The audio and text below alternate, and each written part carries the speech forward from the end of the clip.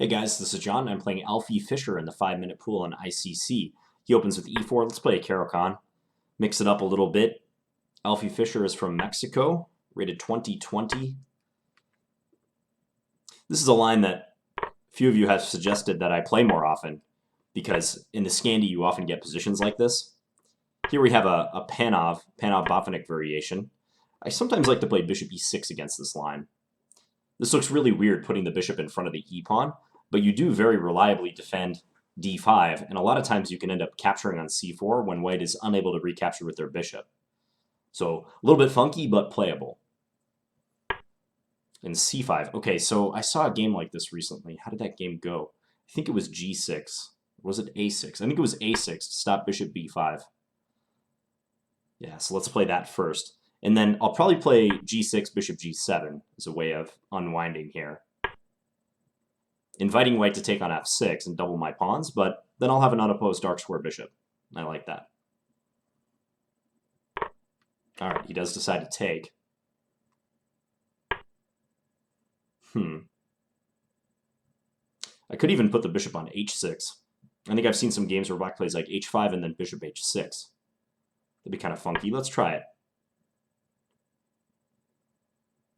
By playing c5, white is trying to clamp the queen side and like overrun me eventually. But I'm hoping that my dark square presence, the possible weakness on d4, all of that could combine to give black good counterplay. And we'll find out. Let's just play rook e8, get this on a potentially good file. I think white will probably try to arrange a4 and b5, though like maybe rook b1 right now makes sense. I can play bishop f5 and pester him. Let's do that. Maybe I even stick the bishop on e4. Could be a good plan. Yeah, like a bishop d3. What if bishop e4? And just make it awkward for white to unwind. I'll play that move quick, because that looks like an irritating move that you want to play right away. So my threat is to eliminate the knight on f3 and maybe win d4. d5 is kind of weak, though, so I'd have to figure out whether it's worth it to give up that pawn. But this piece looks like something that's going to bother white for the next few moves. He can't take it with his knight, because I take with the d-pawn, forking the knight and the bishop. Should he play bishop takes e4, I take with the d-pawn again, and if that knight moves away, again d4 is weak. So that's the dilemma I'm presenting to Alfie-Fischer right now. So rook e1, inviting the capture. But he knows that d4 is going to be weak. So maybe just f5. My bishop is a big pawn on e4. A lot of times that's said like tongue-in-cheek because it's a bad piece, but in this case it might be a good piece. Maybe I'll bring this piece back to g7.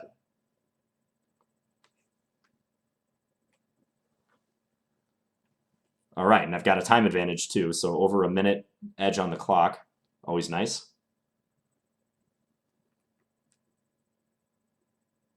I don't see a simple way for white to extricate himself from this, so I'm optimistic. Keeping the tension like this, like in the last move I refrained from playing bishop takes f3, I feel is often even more valuable in Blitz than it is in standard chess. Because if you keep the tension and force your opponent to do something and they have little time, you're putting them under quite a bit of pressure. Okay, let's bring this piece back here and threaten to take d4. I think it's done its job out on h6.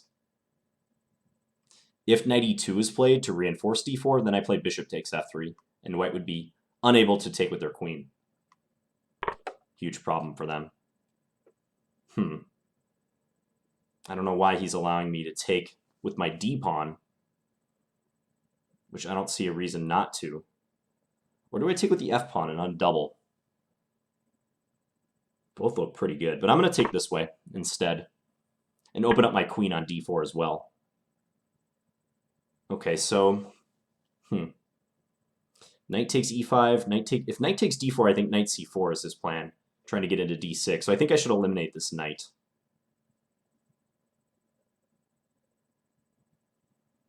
Yeah, he's trying to give up the pawn in a crafty way. Could also play queen takes d4. Queen takes d4, knight takes c6, queen takes c3. Could be good, actually. There's also bishop takes e5, d takes e5, knight takes e5. Maybe that's best of all. I think I'm going to do that, because it's weird to part with the good bishop, but I think getting the knight to d3 is even more valuable. And also it stops knight d5, because I would have had knight d3 in reply. Okay, so let's do this as planned. Probably rook e1. Now I have moves like queen d4 attacking f2. Also queen h4, maybe. Ooh, maybe queen h4. Queen d4 looks more natural, though. Yeah, let's do queen d4. I think that's the better way of attacking him. So now can I just play e3? What are you doing after e3, sir? e3, knight e2. Take d2, knight takes d4, rook e1, GG. That's over. I think e3 is working. e3, knight e2, take d2, take here, rook e1, and he's getting back ranked. Yeah, and meanwhile, e3 he can't take because queen takes, and then I pick up the rook. Or go back rank again. Looks good to me. Fire away. Yeah, I think he has to move the rook in this case. But then I take f2, and once again, rook e1 is coming. Okay, now we get to play the cool line, if I've calculated this properly. See if he lets me do it. And he resigned. Yep, so he saw that rook e1 was coming. All right, so pretty smooth game. He's going back to look at it. Let's pull up a new board here. Let me flip this too.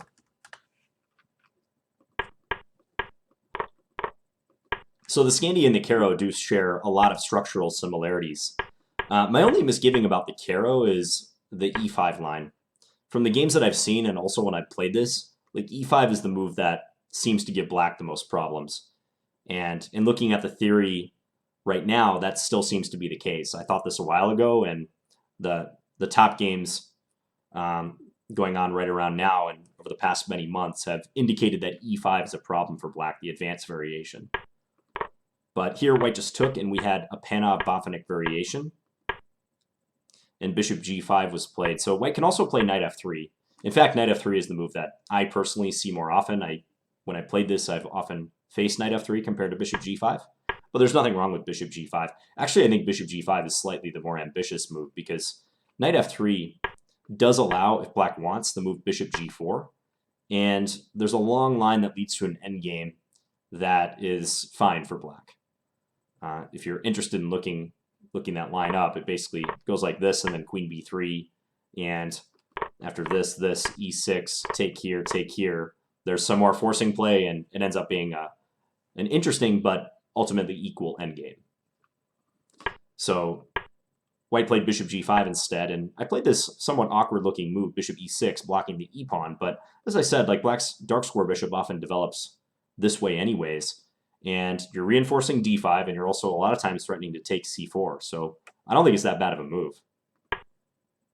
c5. I was trying to remember the game that I saw where white responded to bishop e6 with c5, and I'm pretty sure black played a6 here to stop bishop to b5, so that's what I did as well. Knight f3, I played g6. Let me just add the engine right now. I think another way to play this would be bishop g4, trying to pin the knight, and then maybe revert back to conventional development with e6, and then bishop e7. But I think the way I played it is also okay. g6, and he took. Maybe not the best idea. I don't think this forfeiture of the dark square bishop bodes well for white in the long term, because I have such an unopposed dark square bishop myself. And white has pawns that are already fixed on dark squares, so my bishop could be a bother for them.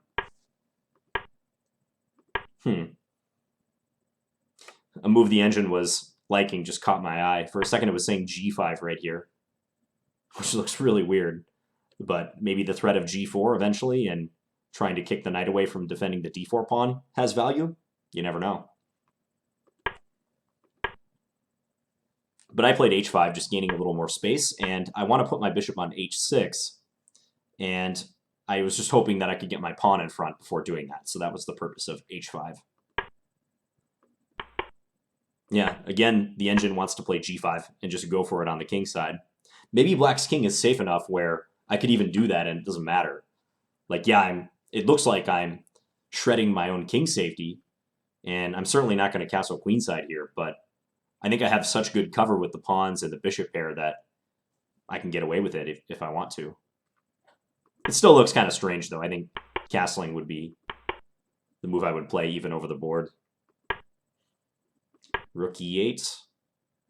Yeah, and given what happens, maybe white should play bishop d3 right now to stop bishop f5. Although then I could adjust and play bishop g4, and this looks good for black too. h3, take, queen takes. Although it must be said, like if we go for something like this and white gets to win d5, then it's possible that the pawn structure situation has just plain and simple clarified in white's favor. Like now I've got doubled pawns and white has a 3 versus 2 majority, and there's not any tension in the center that white has to worry about. There's not like a chronically weak pawn on d4 they have to concern themselves with. So yeah, probably bishop d3 is the more accurate move. Rook b1, while helping an eventual b5, does invite this idea. Bishop f5, bishop d3. Yep, looks like I got it right here, bishop e4. Yeah, and that bishop is a thorn in white's side. White can't easily eliminate it without losing the d-pawn. So, as I described, if knight takes, then pawn takes, and we fork here. And if bishop takes, pawn takes, and this knight moves away, then white will lose this pawn, as happened in the game. So the computer says white should just play b5, and then after take with the knight, and maybe try to use the d6 square. What if I take here, though? Queen takes, and then take this again, reasoning that now the knight is not pointed at d5. Oh, they can just take. Okay.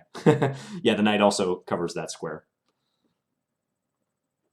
Good point, computer. Okay, so yeah, b5. Maybe white already has to start reacting concretely to gain counterplay. Because they played a natural move, rook e1, but now I get f5, supporting the bishop even further, keeping the tension.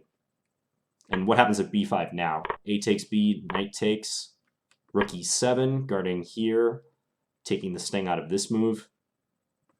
If they come in, rook takes a3, pressuring the bishop. Complicated, but black is still better.